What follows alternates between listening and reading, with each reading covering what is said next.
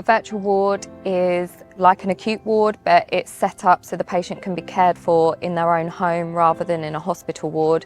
When they go to an acute hospital, they don't have that social outlook. They are just being looked after more from an acute perspective, and we tend to take over rather than provide a more personalized care which can be provided at home.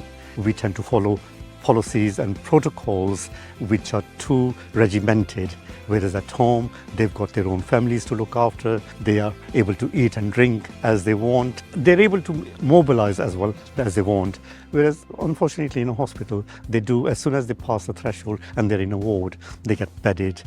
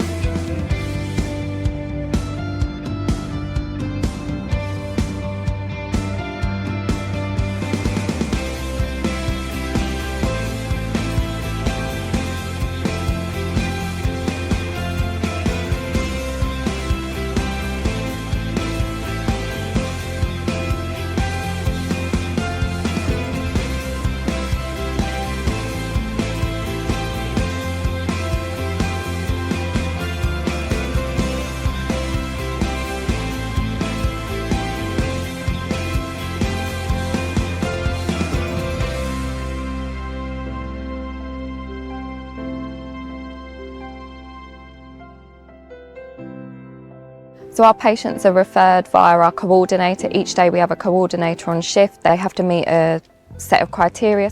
By having these frailty virtual wards, we can really get it right for patients. So less hospital-acquired infections, less deconditioning, better social care outcomes. But actually by keeping them home, we'd actually reconditioned some patients. So not only kept them at their baseline, but got them even better and living well in their homes. They seem to react a lot better to treatment as well, and quite often, because they're in their own home, they're more comfortable to discuss things. Day to day, obviously, log on, see what visits you have. We could have, obviously, initial assessments from the hospital, which can take a bit longer, and then we've got follow-up visits as well, which could be like taking blood or observations.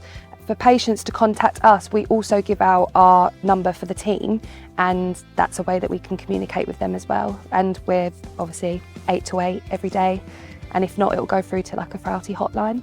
My initial reaction when I was told this was happening, I wasn't too sure because I had no knowledge whatsoever. I've always been extremely mobile. I'm 83. And I felt that 83 is going on for the new 70. So I thought, no, I don't need it, frankly.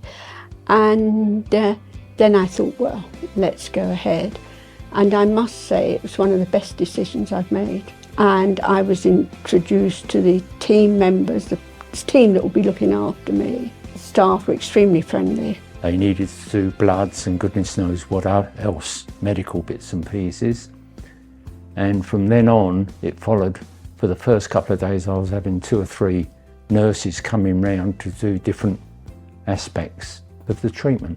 Everybody that came in the door introduced themselves and was very friendly. Now I know of this and I would recommend it. Not that, people are going to say, oh, what can you recommend? I don't feel well. But, if it comes up in conversation, I'd be more than happy to tell them, go down that route. And not one of them I get the impression they were rushing. They was quite happy to talk. And it went on for, must be just over the 2 weeks that I was having nurses. I've always found the NHS, however it's good it is, the service is fragmented. You go to one department this week, you go to another department, but they brought all the NHS together. It has all clicked together, and I feel totally different. I enjoy just a normal life.